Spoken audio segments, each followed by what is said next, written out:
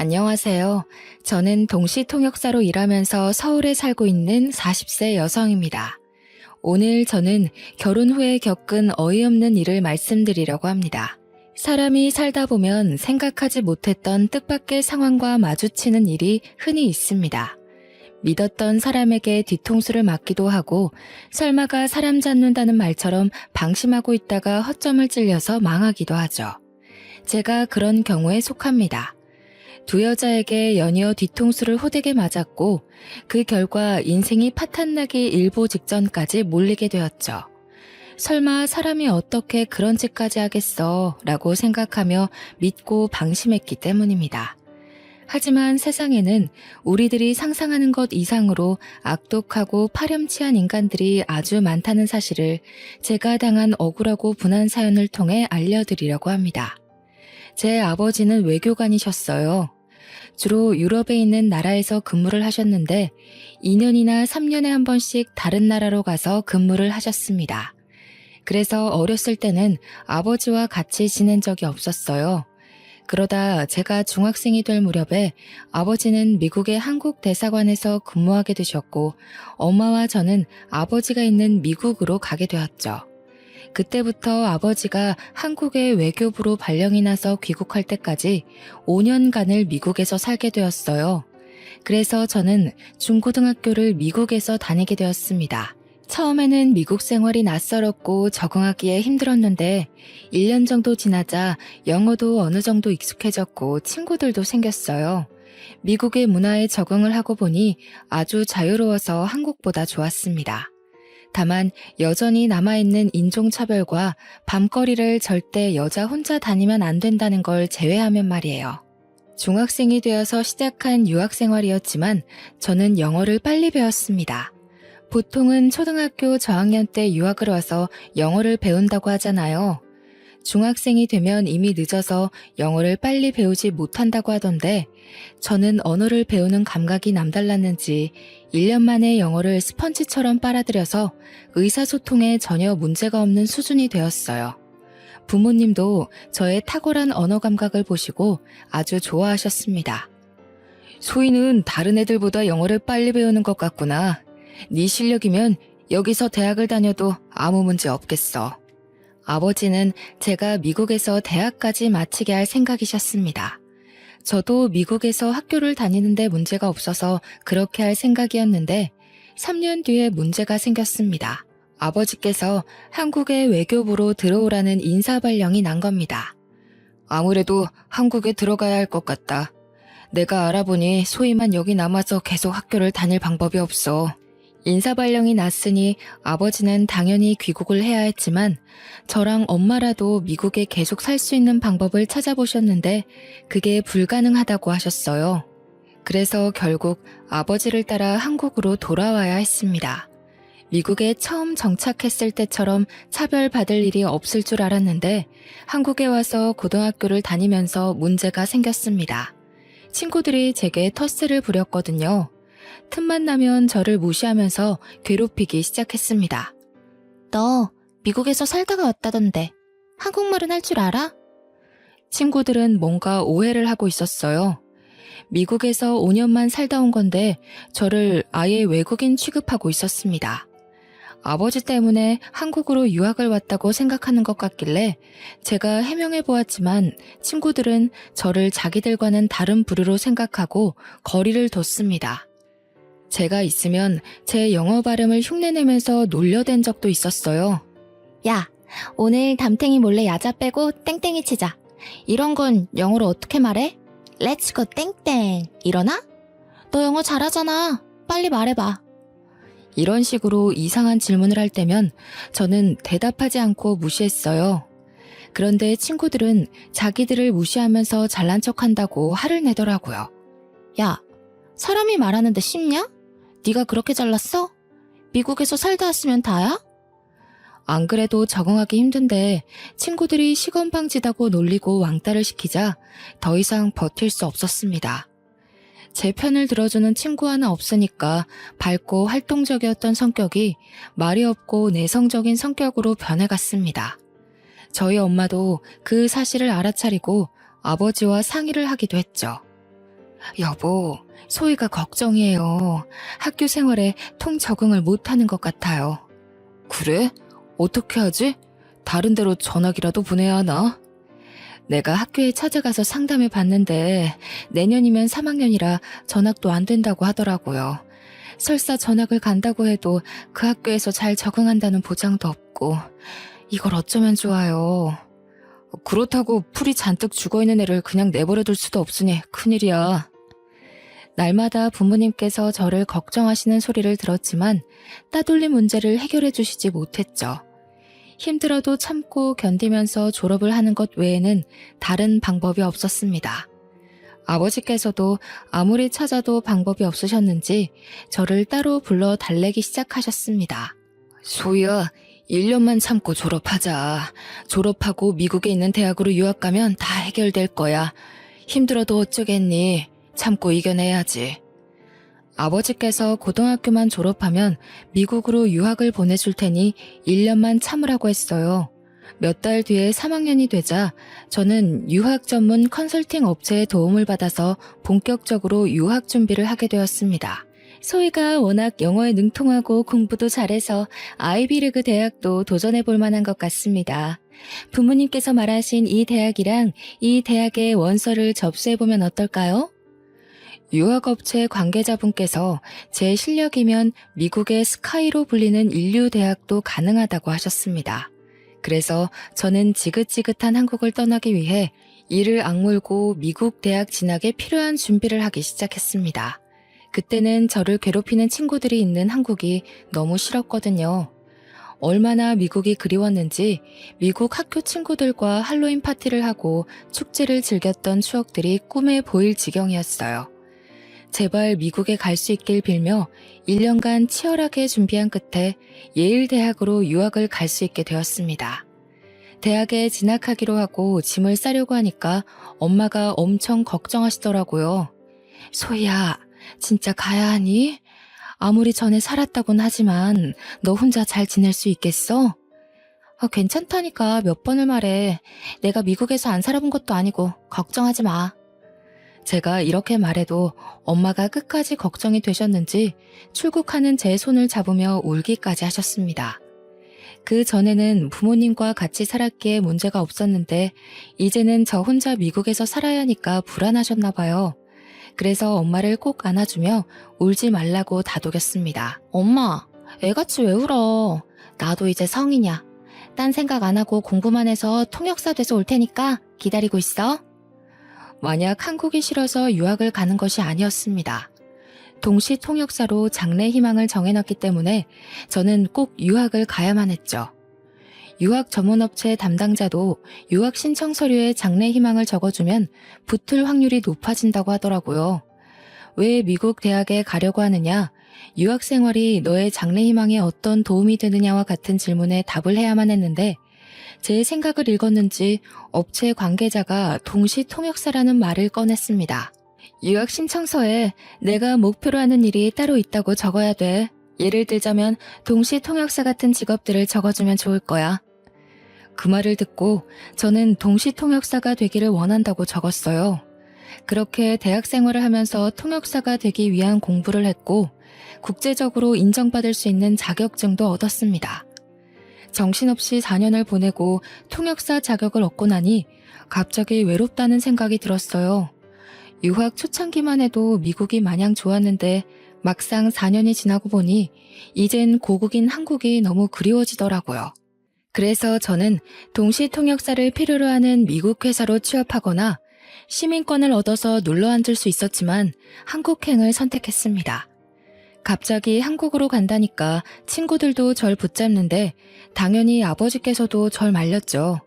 제가 오랜 고민 끝에 한국행을 통보하니까 아버지께서 한숨을 쉬며 말씀하셨습니다. 너도 이제 성인이니 여러 가지 고려해서 결정한 거겠지만 기왕 나간 김에 미국 시민권을 따는 게 어떠겠니? 다시 한번 생각해봐라. 나중에 후회할 거다. 아버지, 전 얼른 한국 가고 싶어요. 이제 혼자서 사는 거 지긋지긋해졌단 말이에요. 그리고 저도 무턱대고 한국 가겠다는 거 아니에요. 스카웃 받은 곳이 있어서 그곳으로 갈 거예요. 아버지가 가길 원했던 미국 대기업은 아니었지만 한국에서 이름만 대면 누구나 알 법한 땡땡그룹과 동시 통역사 계약을 하게 되었거든요.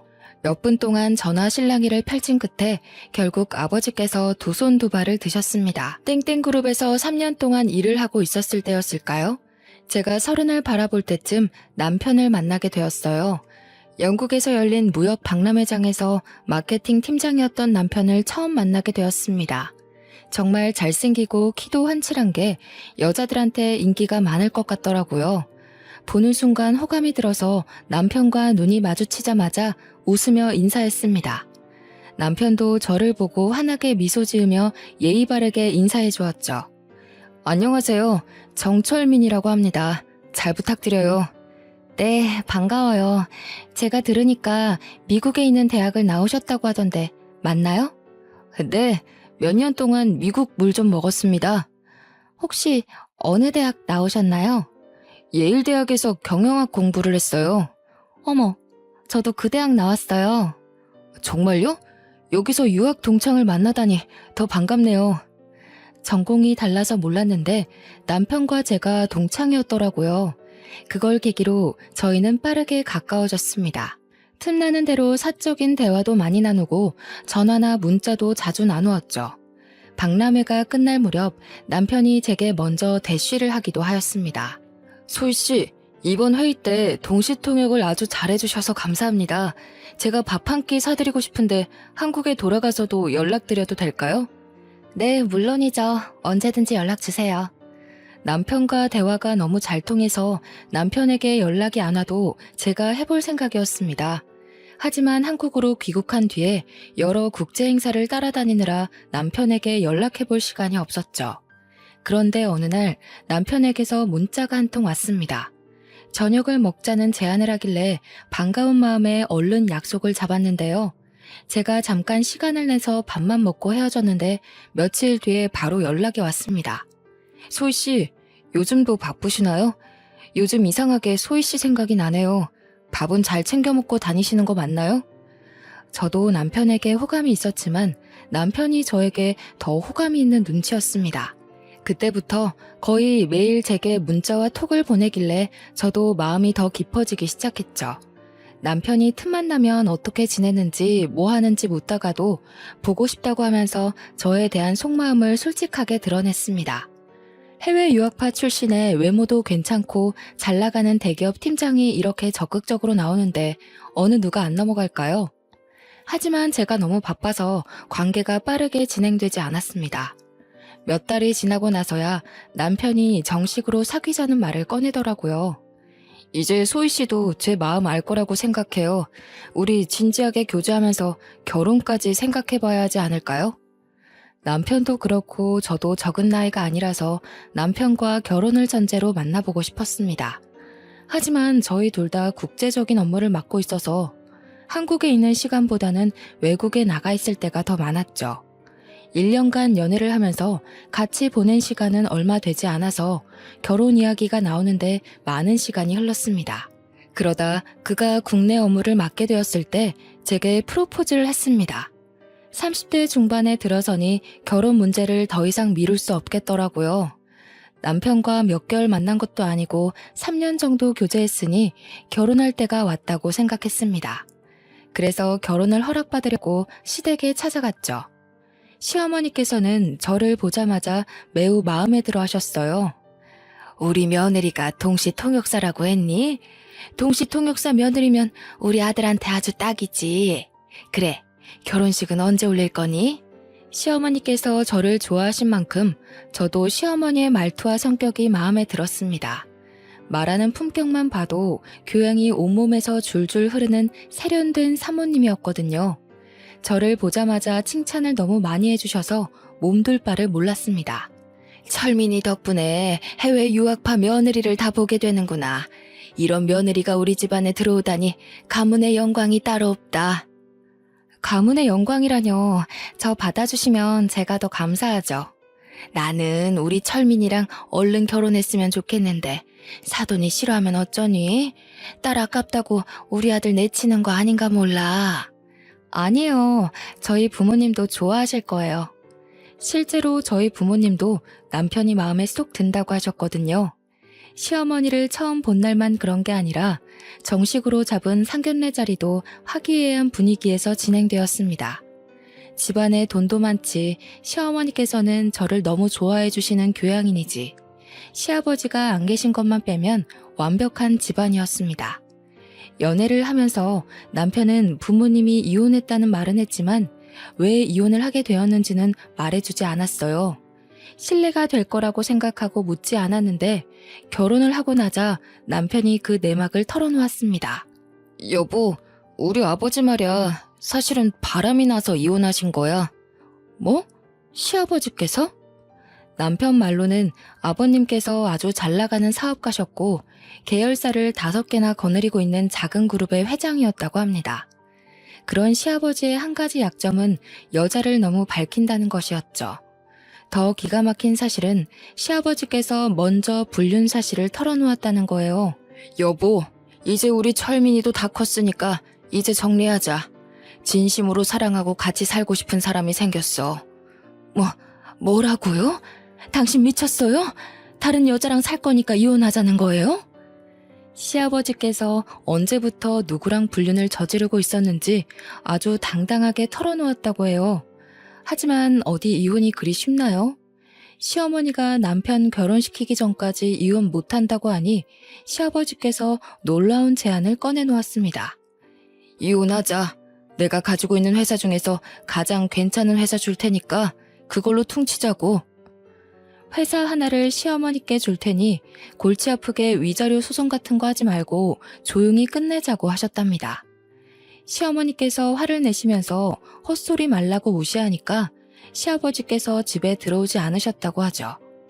남편하고 동갑인 이때 어린 내연녀에게 완전히 홀려서 이미 마음이 떠났는데 어쩔 수 없었다고 합니다.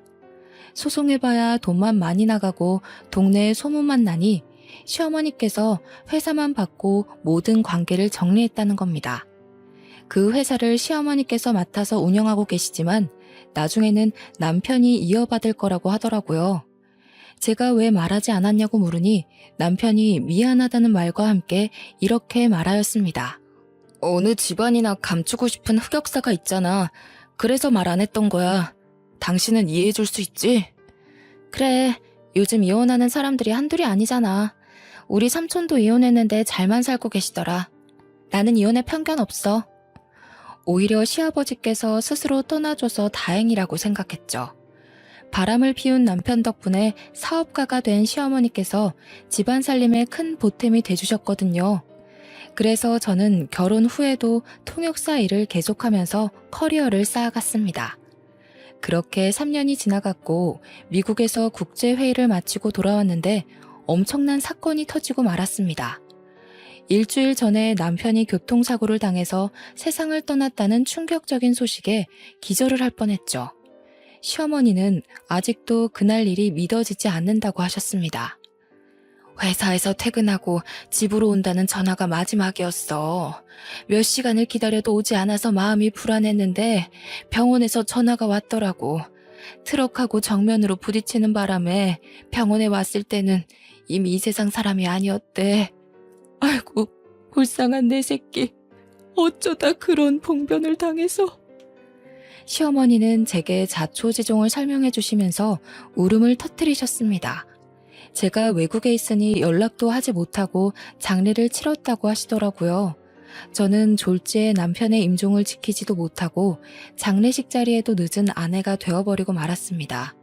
급하게 남편의 장례식장에 갔지만 상주로서 역할도 하지 못했습니다. 저 대신 상주로 선 시모 옆에 서 있기만 했는데요. 제가 금방이라도 쓰러질 것 같으니까 어머님께서 집으로 가라고 했습니다. 충격을 받아 머리도 어지럽고 토할 것 같아서 집에는 가지 않고 잠시 화장실에 다녀왔을 때였습니다. 시어머니께서 시누이랑 이야기를 하고 있더군요. 일부러 들으려고 한 건 아닌데 목소리가 워낙 커서 들어가자마자 바로 들렸습니다. 그래, 내가 알아보니까 당사자가 죽었어도 불륜으로 소송 걸면 걸린다는 거야. 그러니까 민철이가 만나던 여자가 있었다는 걸 절대 알게 하면 안 돼. 맞아. 이제 곧 남남이 될 텐데 돈 아깝게 위자료 물어줄 필요는 없잖아. 맞아, 엄마. 굳이 그럴 필요는 없지. 그런데 어떻게 숨기려고 그래? 들키면 어쩌려고. 어머님께서 도대체 무슨 말씀을 하시는 걸까요? 시어머니의 말을 듣고 소름이 돋고 말았습니다.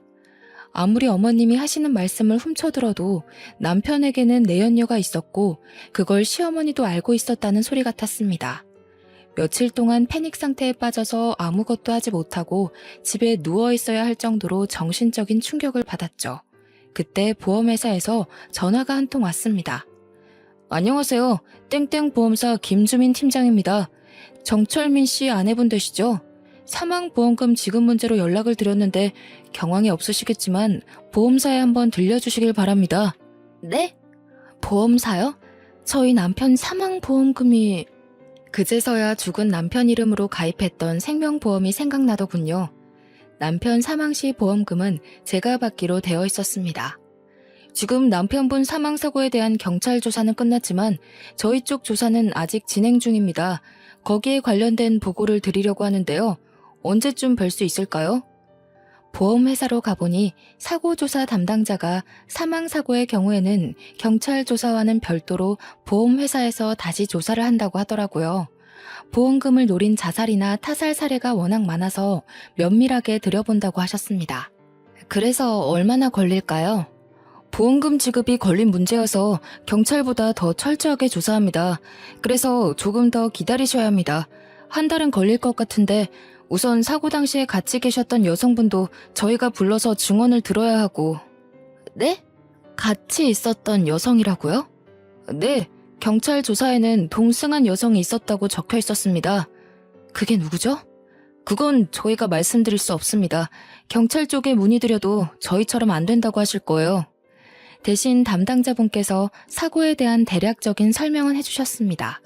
자세히 들어보니 시어머니께서 하신 말과 전혀 달랐습니다. 남편이 퇴근하고 혼자 집으로 가다가 사고가 났다고 했는데 사실 양평에서 사고를 당했다고 하더라고요. 저희 집과는 정반대에 있는 곳이었습니다. 그래서 저는 바로 경찰서를 찾아가서 남편의 사고를 조사했던 경찰관을 만났습니다.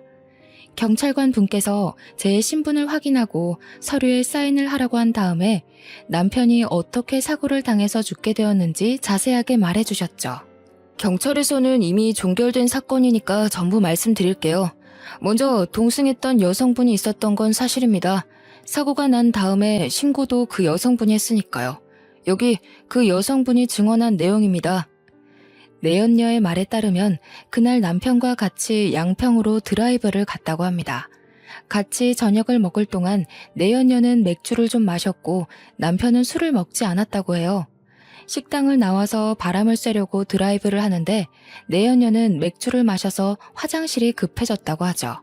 그래서 국도변 갓길에 차를 잠깐 세워놓고 내연녀는 풀숲으로 들어가서 볼일을 봤다고 하는데요. 급한 용무를 마치고 숲에서 나오는데 갑자기 대형 트럭 한 대가 남편이 타고 있던 차를 뒤에서 들이박았다고 합니다. 졸음 운전을 하던 트럭 기사가 갓길에 서 있던 남편의 차를 그대로 박아버렸다는 거죠. 그 사고로 남편이 타고 있던 자동차가 트럭 밑에 깔려버렸고 남편은 현장에서 바로 사망했다고 들었는데요. 당연히 저는 사건의 진실을 듣자마자 내연녀가 누구인지 물었습니다. 죄송하지만 그 여성분의 신원에 대해서는 저희도 알려드릴 수가 없습니다. 제가 알려달라고 매달렸지만 끝까지 알려주지 않더군요. 경찰서를 나오는 제 머릿속은 혼란스러워졌어요. 남편이 외도를 하고 있을 거라고 상상조차 안 해봐서 충격은 더 심했습니다. 죽은 남편을 상대로 불륜소송을 해야 하나 싶었지만 당사자는 이미 죽고 없어졌는데 그렇게까지 해야 하나 싶었습니다. 하지만 남편의 불륜을 알고 있었으면서 돈을 아끼려고 거짓말을 한 시어머니가 괘씸하다는 생각이 들었어요.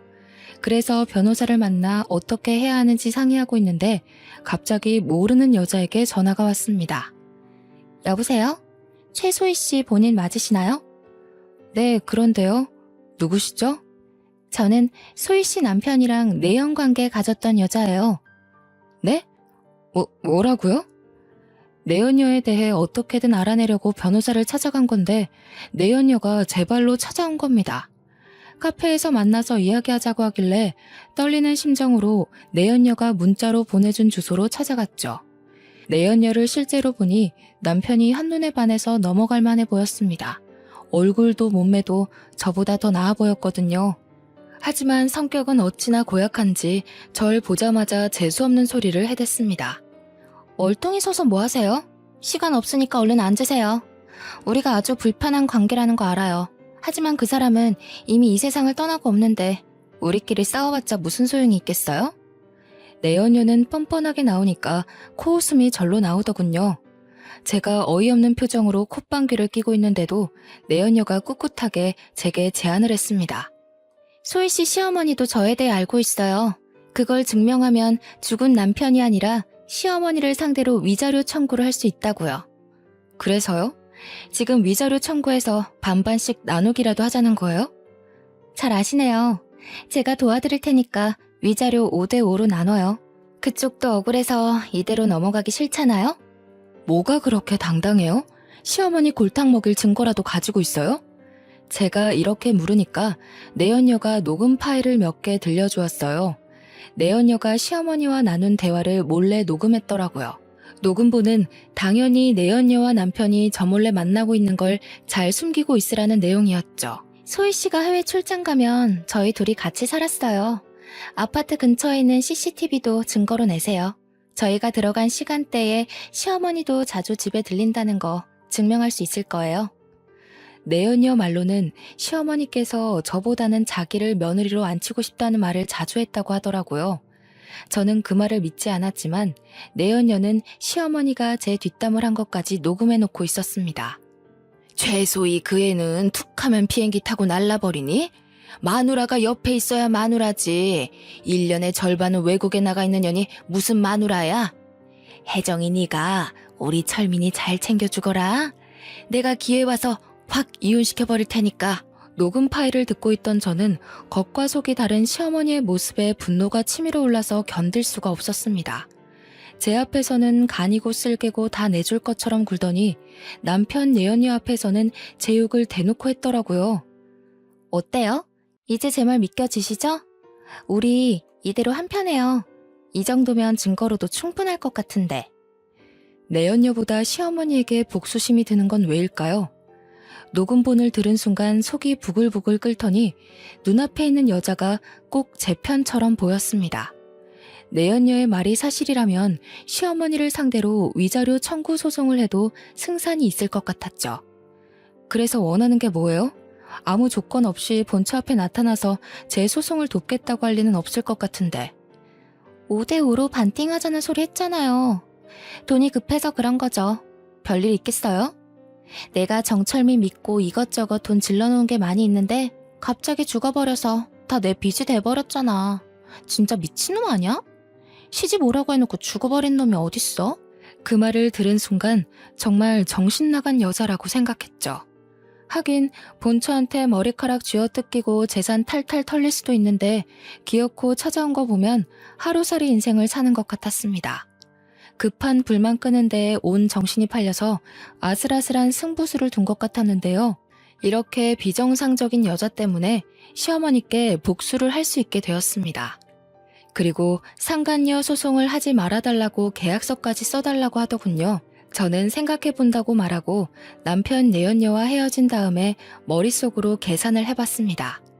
시어머니에게 위자료를 받아내고 보험금을 받는다면 시댁에 복수도 하고 관계를 완전히 정리할 수 있을 것 같았어요. 그러다 얼마 후에 보험사에 연락을 받고 내연녀가 제안한 대로 하기로 결심했습니다. 하지만 내연녀에게 연락해서 만나기 전에 시어머니에게 소송을 할 거란 말을 먼저 하면서 사과를 받아야 할 것 같아서 시댁에 먼저 갔습니다. 평소처럼 도어락 문을 열고 들어가니 시어머니께서 뜻밖의 손님과 같이 있는 게 보였습니다. 바로 제가 만났던 남편 내연녀였죠. 안방에서 둘이 뭐가 그리 좋은지 히히덕거리고 있더라고요.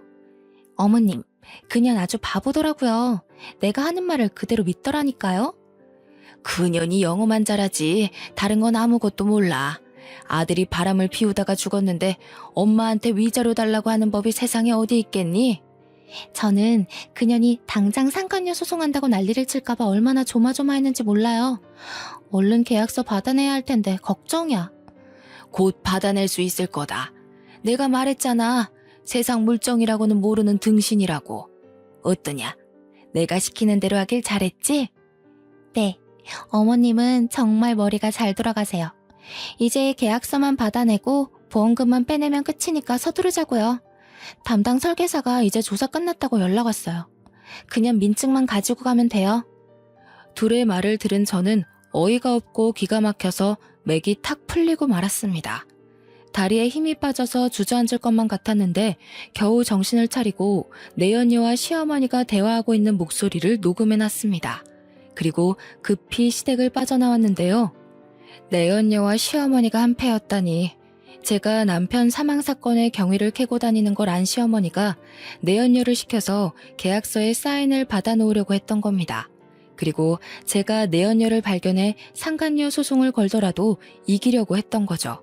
변호사를 찾아가서 들어보니 짐작했던 대로 남편이 사망했기 때문에 시어머니에게 위자료 청구 소송으로 민사상의 책임을 묻는 건 불가능하다고 하더라고요. 다만 당사자가 사망했어도 상간녀를 상대로 소송은 얼마든지 가능하다고 했습니다. 이걸 알고 있던 그 인간들은 저한테 계약서를 받아내서 상간녀 소송을 막으려고 했던 거죠. 며칠 후에 내연녀에게 연락해서 생각을 정리했다고 만나자고 했습니다.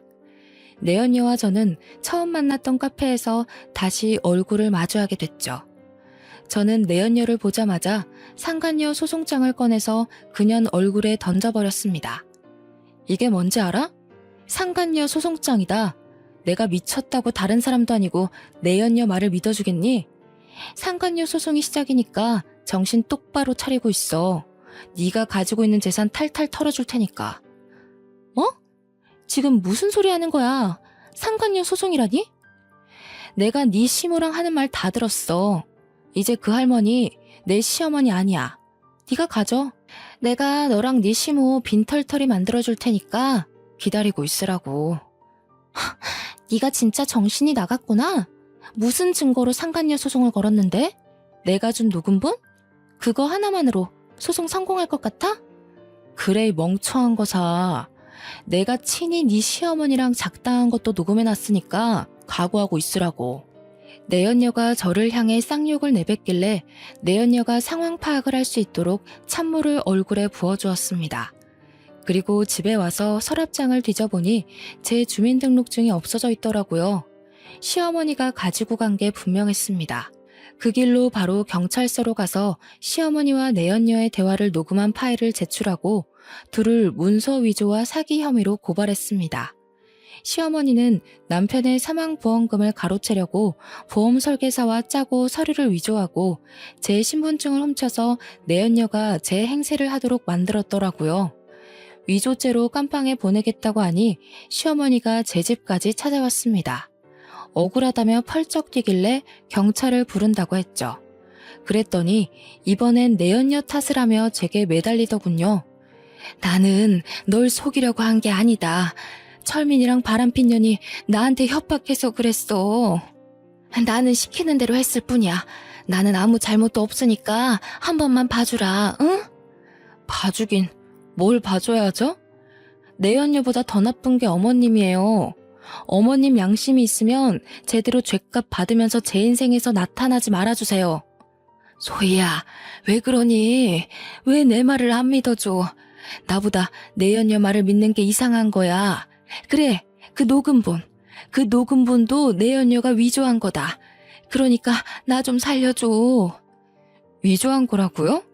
말도 안 되는 소리 하지 마세요. 제가 어머님 말을 믿을 것 같아요. 경찰 불렀으니까 나중에 법정에서 보게요. 안 돼. 진짜로 경찰을 불렀다고? 이 우라질 같은 거사. 감히 날 신고해? 내가 밥 해주고 집 지어준 건 생각도 안 하니? 부모같이 대해줬건만 근본도 없는 년이. 결국 제가 부른 경찰이 와서 시어머니를 끌고 가는데도 끝까지 자기는 아무 잘못 없다고 욕설을 내뱉더라고요. 그렇지만 경찰이 조사 과정에서 확보한 증거를 들이대자 그제서야 잘못했다고 울고불고 난리를 치면서 제게 보험금을 돌려줄 테니 용서해달라고 빌었습니다. 하지만 이건 돈이 문제가 아니라 인간이 가져야 할 양심과 법적인 문제였어요. 아무리 돈에 눈이 멀어도 미망인이 된 며느리를 속이고 내연녀와 편을 먹다녀. 시어머니가 더 이상 사람으로 보이지 않았고 도저히 용서할 수 없었습니다. 내연녀는 물론 시어머니에게 위자료 소송을 걸었는데요. 내연녀와 시어머니는 제게 거액의 위자료를 물어줘야 했습니다. 그리고 민사상의 책임을 졌으니 이젠 법이 정한 형사상의 책임을 질 차례였어요. 시어머니와 내연녀는 구속되어서 법의 심판을 받게 되었습니다. 자기 꾀에 자기가 빠진다는 말처럼 자신의 잘못을 피하려고 무리를 해서 머리를 굴리다 보면 자승자박의 꼴이 되기 마련입니다. 잘못된 행동을 하지 않는 게 가장 좋겠지만 잘못을 저질렀다면 잔머리를 굴리면서 피하려고 하지 말고 솔직하게 잘못을 인정하고 그에 합당한 대가를 치러야 한다고 생각해요. 그렇지 않으면 더 큰 화가 반드시 돌아온다는 걸 기억하시길 바랍니다. 저는 깜빵에서 썩어가고 있는 시어머니와 내연녀를 보며 오늘도 정의롭게 살아가야 한다고 느끼고 있습니다. 제 할 거 열심히 하면서 기회가 되면 좋은 사람 만나가며 즐겨야죠. 상처를 너무 많이 받아서 제 팔자의 결혼은 무리일 것 같습니다. 끝까지 읽어주신 모든 분들은 저랑 다르게 가족들과 행복하게 잘 지내시길 바랍니다. 감사합니다.